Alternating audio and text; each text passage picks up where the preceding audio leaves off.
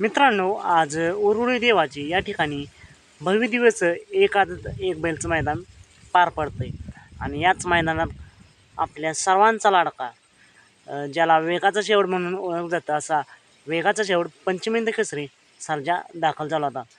आणि सर्जासोबत एक आदत नंदी होता.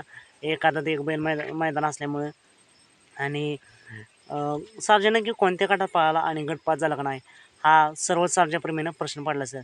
तर मित्रांनो, सर्जा आपल्याला गट क्रमांक 14मध्ये पळताना पाहायला मिळाला आणि गटाला कुठेतरी गाडी सुट्टीला गडबड झाली आणि गाडी फॉल झाली.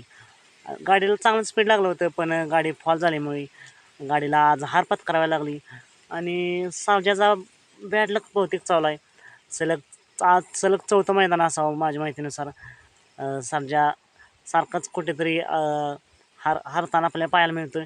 पण असं मित्रांनो, खेळ म्हणल्यावर हार जिता होत असते आणि सर्जा नक्कीच एक जबरदस्त असा कमबॅक करेल.